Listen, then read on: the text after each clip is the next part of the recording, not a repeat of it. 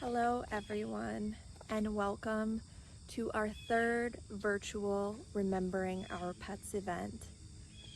For those who do not know me, I am Dr. Laura Purdy.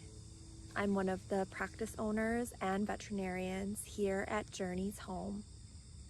I am once again humbled by the incredible manifestation of love that I've seen both in the words of our pet loss professionals as well as in the beautiful pet tributes that we have received. Therefore, I will try to keep my introduction brief once again so that the spotlight can really shine as long as possible on the wondrous examples we have of the human-animal bond. I do have a few logistical pieces of information to share before we get started. I expect this presentation to take about an hour, give or take, so please feel free to tune in for some of it, all of it, or return to it when you're able to. I recommend finding a comfortable place to sit, a furry or fuzzy companion if one is available for snuggles, and to keep a box of tissues close by. We will be recording this presentation for later viewing on our website, our YouTube page, as well as on our Facebook. If you contributed a pet tribute this weekend, please know if we were unable to include it in the presentation that we will share it on our social media pages. Longer tributes may also end up being shared in full on our Facebook page, as we are sometimes only able to include a shorter section of them on this special day. Community is important. Therefore, I have a few suggestions on how to participate, either live or on a later viewing. If you're watching on Zoom, there is a chat section. You are welcome to utilize that to share your reactions and your thoughts. If you're viewing through Facebook or our YouTube channel, please don't hesitate to send your reactions and comments either live or on the replay. This is a simple way to show support and love for one another as we honor these pets who we've lost, even if we're not able to be together in person. Gratitude is also important. I would like to take just a few more moments of your time and attention to point to the amazing people who have made this event once again possible. First, thank you to you, all of you, the ones who have shown up for yourself and for your pet. It is brave, it is beautiful, and I'm grateful to get to witness it. Second, thank you to our speakers and the rest of the team at Journey's Home. In a time where our attention is still pulled in so many different directions, you've found space to connect with us, share your wisdom, and be there for so many pet lovers. Finally, a huge thank you to our client care specialist, Stacy. She took all your photos, words, videos, and pieced them together into the amazing presentation that you will be watching. She certainly put her whole heart into connecting with those who need us when they call as well. I would not be here speaking to you now if not for the support that I find myself surrounded with each and every day. Previously, I spoke about the power of vulnerability, and last year I talked a little about courage. This year, it seems appropriate to talk about heartbreak, the beautiful, wonderful, painful ache that we all carry with us in one way or another. Again, the magnificent David Whyte has spoken to the deep, multi-layered meanings of this word, and I'd like to share his thoughts with all of you. Heartbreak is unpreventable. The natural outcome of caring for people and things and animals over which we have no control of holding in our affections those who inevitably move beyond our line of sight. Heartbreak begins the moment we are asked to let go but cannot. In other words, it colors and inhabits and magnifies each and every day. Heartbreak is not a visitation, but a path that human beings follow through even the most average life. Heartbreak is an indication of our sincerity. In a love relationship, in a life's work, in trying to learn a musical instrument, in the attempt to shape a better, more generous self. Heartbreak is how we mature, yet we use the word heartbreak as if it only occurs when things have gone wrong. An unrequited love, a shattered dream, a child lost before their time. Heartbreak, we hope, is something we hope we can avoid, something to guard against, a chasm to be carefully looked for and then walked around. The hope is to find a way to place our feet where the elemental forces of life will keep us in the manner to which we want to be accustomed, and which will keep us from the losses that all other human beings have experienced without exception since the beginning of conscious time. But heartbreak may be the very essence of being human, of being on the journey from here to there, and of coming to care deeply for what we find along the way. Our hope to circumvent heartbreak in adulthood is beautifully and ironically childlike. Heartbreak is as inescapable and inevitable as breathing, a part and a parcel of every path, asking for its due in every sincere course an individual takes. It may be that there may be not only no real life without the raw revelation of heartbreak, but no single path we can take within a life that will allow us to escape without having that imaginative organ we call the heart broken by what it holds and then has to let go. In a sobering physical sense, every heart does eventually break as the precipitating reason for death, or because the rest of the body has given up before it and can no longer sustain its steady beat.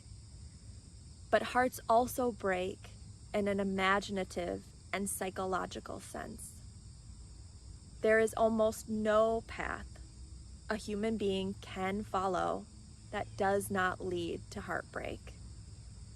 A marriage, a committed vow to another, even in the most settled, loving relationship, will always break our hearts at one time or another.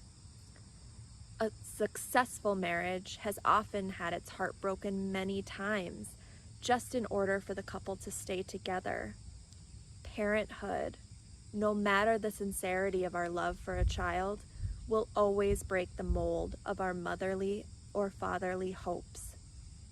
A good work, seriously taken, will often take everything we have and still leave us wanting.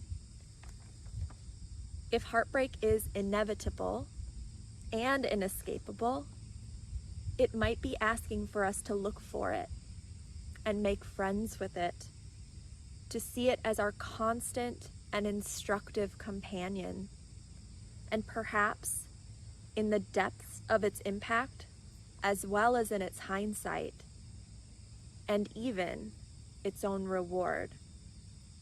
Heartbreak asks us not to look for an alternative path, because there is no alternative path. It is an introduction to what we love and have loved, an inescapable and often beautiful question, something and someone that has been with us all along, asking us to be ready for the ultimate letting go. Despite working in end-of-life care for over 7 years, I must confess that letting go has never been my strong suit. Perhaps, in fact, that's why I was called to help pets and families in this way, in order to learn this particular lesson, in order to have a part of my heartbreak each and every time I fall in love with your love at a goodbye visit. And yet, I've learned over time that yes, we are letting go of our beloved pet in their current form. We are letting go of their tired and painful bodies and their exhausted minds, but we are not letting go of the connections that have been shared, not letting go of the memories, not letting go of the exchange of love. All of that is very much still there and cannot be taken from us. I do believe that pet lovers are especially prone to heartbreak, especially doomed to go through the lessons that it provides. It's built in to the fact that their lives are so much shorter than ours. Therefore, can we walk with this heartbreak? Can we allow it to show us just how much love we've been able to give? And of course, the amount of incredible love we've been able to receive. So with that, I will step aside and allow all of us to bear witness to that love as we look and listen to the tributes of the pets we have lost. Thank you so much for being here.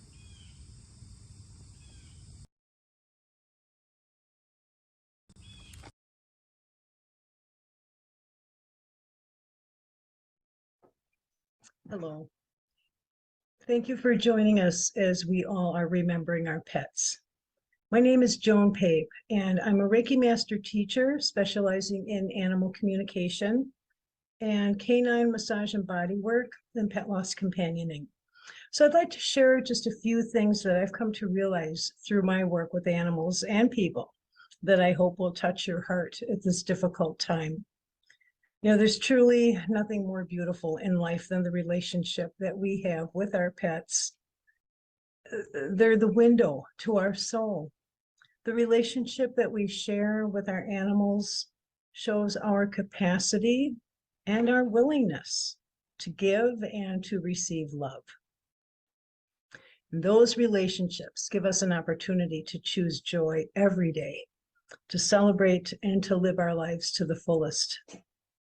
Animals really have a rather unobstructed view of life. They're never pretentious. They don't come into our lives with expectations. Their role in our lives is unique, and our relationship with them is pure, and it's uninhibited by the ways of human relationships. And I believe that we share our lives with animals so we can learn what they came to teach us. They came to teach us to love unconditionally, to care about others, and to remember to be curious and playful, and to remember to snuggle with our loved ones, and to begin each day anew, knowing that our needs will be met. Those are just a few of the many blessings that we receive from the animals that we have in our lives. Our animals touch us and connect with us at our very core. We actually connect on a soul level, regardless of your religious beliefs. You can't deny that we're all living, breathing beings, and we all have a life force. And our animals' life force connects to our life force in ways that aren't possible with a human being. Humans have expectations in relationships that animals just simply don't have. So we all feel that loss of an animal companion very deeply.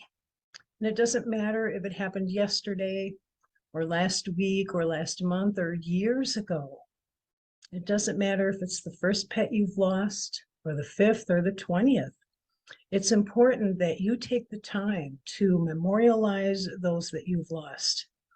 And so a gathering such as this allows us to invite our hearts and our souls to absorb the fullness of ceremony and really speak to the soul. It's also important for you to share your journey through grief with others because other people know and understand what you're feeling. Too often we suppress these powerful feelings because of the lack of support. We're shamed or insulted by the people around us because they just can't comprehend the bond that you have with your animal family. Your pain and your grief are real. And for some of us, it's just more pain than we've ever known in our lives. So what we do need is patience. We need to be patient with ourselves. We certainly need to be patient with other people. But only you know how you can feel and how you can move forward into some new kind of normal. So it's important to just honor your feelings. Just feel them and don't judge. Our pets feel our emotions on a level that most people can't understand. By their very nature, animals are telepathic and they can feel our emotions even after they pass, just as they did when they were here with us in their physical bodies. In my work as an animal communicator, I've had the opportunity to connect with lots of animals who have passed from their physical bodies. And one of the consistent things that they share with me is that they really are okay. They never have any ill feelings about how they left their bodies. And animals don't really view death the way we do. To them, death is just a normal part of the cycle of life.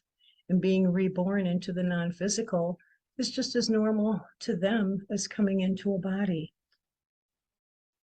So just please know that the pets you've lost are still always connected to you, and they're just a thought away. They love you more than anything in the world, and they want you to live your life with happiness and with peace in your heart. And as you honor your grief, it moves you forward into healing. And in turn, through that telepathic connection that you still share, they receive the benefits of your healing process. And it heals their souls too, because the bond that they have with you never, ever goes away. So open your heart, open your mind and your soul to the experience. And even if for just a brief moment, try to remember the joy for the gift of relationship that you shared with your animal companion. I can assure you that that's what they remember. They remember and they draw upon that love and that joy that you shared. I wish you well. I wish you peace. And thank you for sharing this time with me.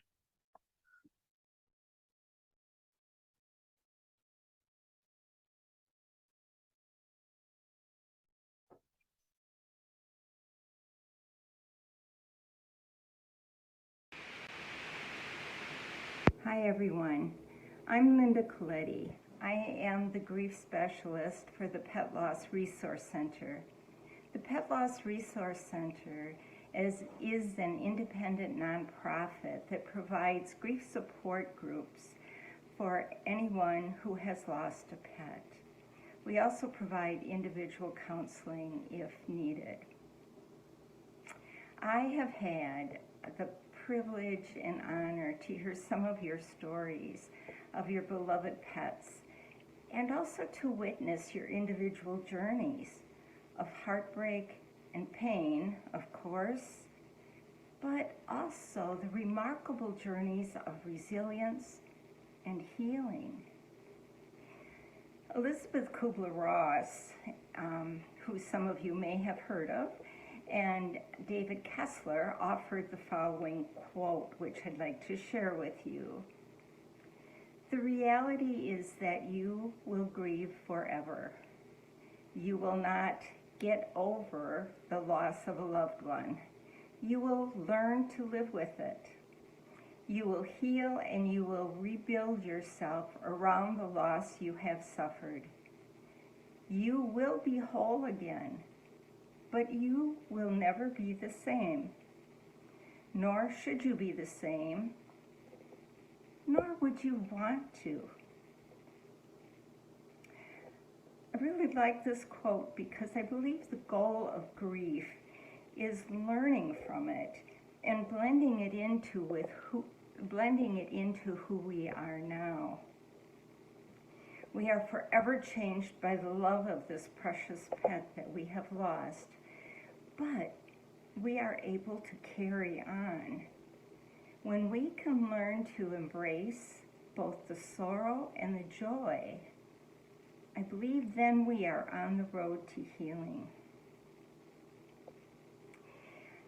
In our groups, I hear this repeated frequently, and I take particular notice of what people do to help them along this road of healing. One thing I hear frequently is that people will become advocates for animals after the death of their own pet. They may join groups that help prevent abuse. They may help close puppy mills. Some may find volunteering at humane societies or rescues helpful. Some are fostering pets. Some help train pets for OccuPaws or other agencies. This is one part of healing. The other thing that I think is very interesting is to take a look at what your pet taught you and try to see the world through their eyes and decide what it is that by their being who they were, what they have taught you, that you can carry with you. Like living in the moment, right? They are very moment-driven creatures, and that's a good thing. We can be more playful, greet people on the street with friendliness, notice the little things in life. My son's cat sat for about 10 minutes looking at some little something up on the ceiling the other day that I could barely see, but he had total focus. So look for the little things. Ask, or as my dog does, demand attention whenever you want it. Take more naps, cuddle more, love unconditionally, don't hold a grudge. I would suggest to you to think about what it is that your pet taught you and how,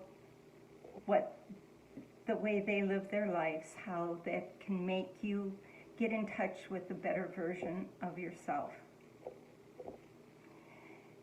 You may also want to reconsider your own life with a new vision of what is really important. You may want to reconnect with family and friends. You may want to work less. You may want to change jobs, move to a more comfortable space, take vacations, take risks. What is most important to you now in your new, forever changed life? Now this one may seem kind of strange to you, but I would suggest looking at grief as a friend that can teach you something. It's certainly not something we court. We don't want to feel grief. It's not comfortable, and the reasons we grieve are traumatic. However, grief can teach us a lot about ourselves. We can learn about our capacity for compassion, our strength, our resilience in a time of trauma. Sometimes our brokenness can transform into a beauty beyond words. Grief may open the door to helping others heal, or going beyond your own borders, trying new things. You may be surprised at what you are capable of. There is a Native American quote that I've always loved. The soul would have no rainbow if the eyes had no tears. So I would say to that, think about grief. What has that taught you? What has your pet taught you even after your pet has died? And lastly, I think telling your story, kind of what you're doing right here, right now, telling your story about your pet, either saying it out loud, making a video, or writing it. But telling your story is a very important part of healing and learning what is this all about. Sometimes by saying it out loud, you're able to be more succinct as to what this means to you in your life. And I would challenge you in this too, is to certainly name your losses. That's very important, to name what you've lost, but also name what you've gained through this whole experience, okay? Give it a try. And finally, I just want to remind you all that grief moves at its own pace. We can't rush it. So finding meaning in these times is something that will come when you are ready. So don't feel pressured that, oh my gosh, I don't know what this all means. Give yourself much space to feel the feelings and feel your grief. I really thank you for letting me talk to you today for a little bit. I wish you the best on this journey. Not an easy journey to take. Take good care of yourselves, and above all, be very, very gentle with yourselves. And if you want, feel free to join us at any of our groups. We'd love to have you. Take care.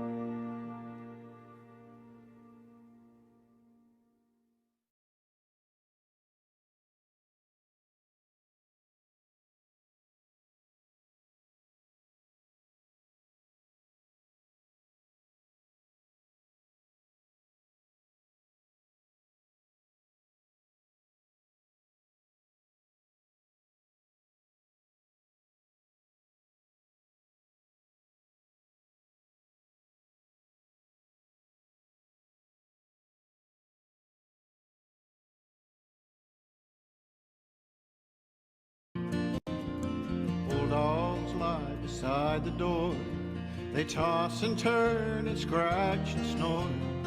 They fight again their puppy wars of playful battles raging dogs lie alone at night, they tuck their tails, they curl up tight. They howl when moons are full and bright, and recall when they were lovers. Old dogs have a song to sing. Old dogs like most everything. They care not what the weather brings, except when it is thunder. Old dogs come, old dogs go. Old dogs always seem to know that love is life's most precious flow, and love is worth waiting. And when their time on earth is through, old dogs are forever true. And round the bend they wait for you, come some tomorrow morning. When their time on earth is through, old dogs are forever true. And round the bend they wait for you, come some tomorrow morning.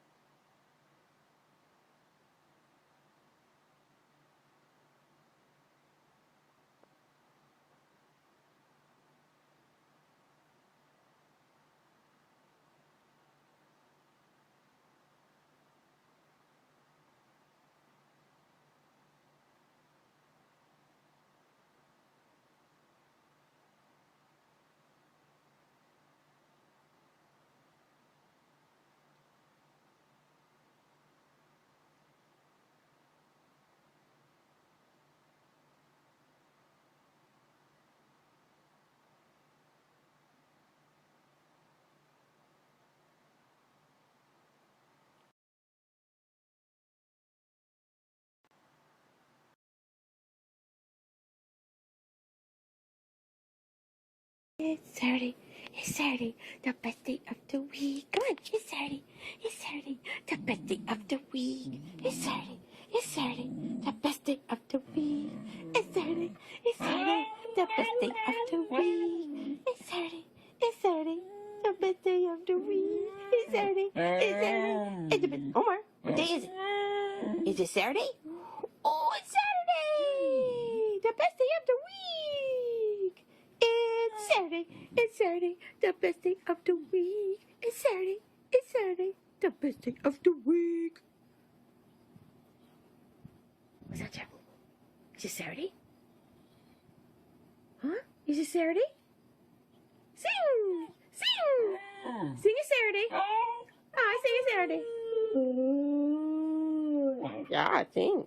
Sing a song. Sing the Saturday song. That's right. It's Saturday. Yay! Yay! What is it? Is it? Rabbits. Rabbits. Is it rabbits? Rabbits. Big rabbits. Is it Max? Oh, it's Max. It's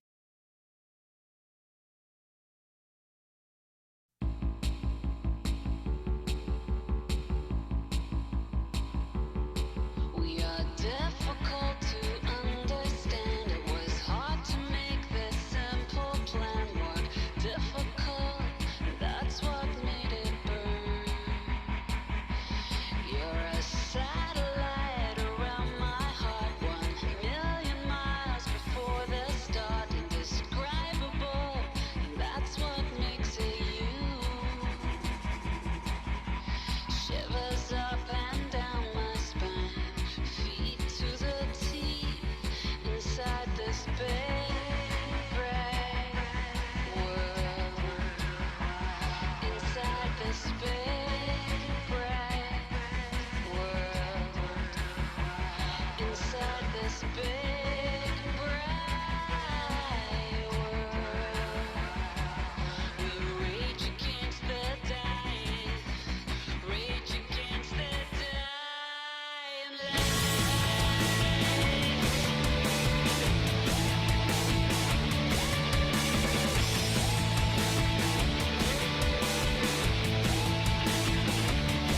You're mysterious, you make no sense. I love you 'cause you're innocent. You fell out through a hole inside the sun. So magnify the best inside me. Build the parts that you can't find me. The parts that won't give out when things get hard. Shivers up and down my spine.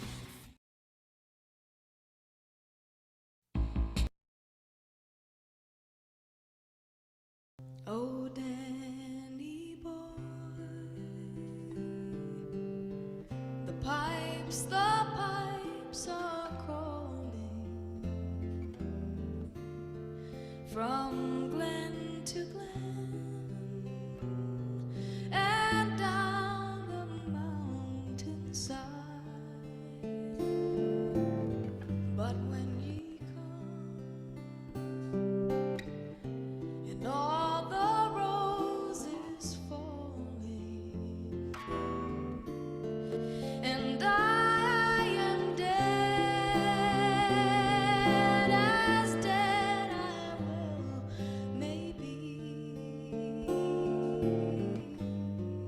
go out and find the place where I am lying, and I will hear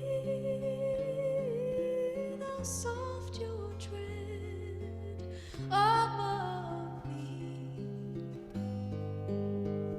and then my grave will warm and sweeter be. For you shall bend and tell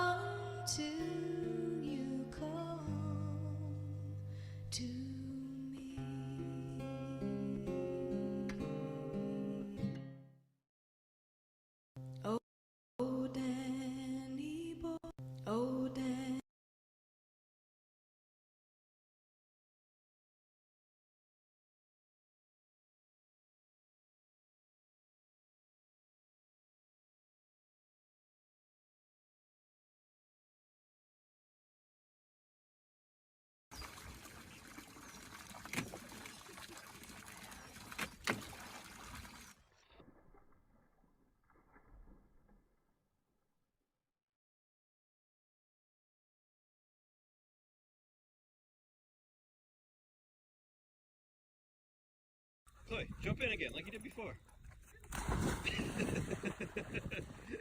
Oh, Chloe's living her dream. This is her life. Chloe, where are you going? Chloe, come back.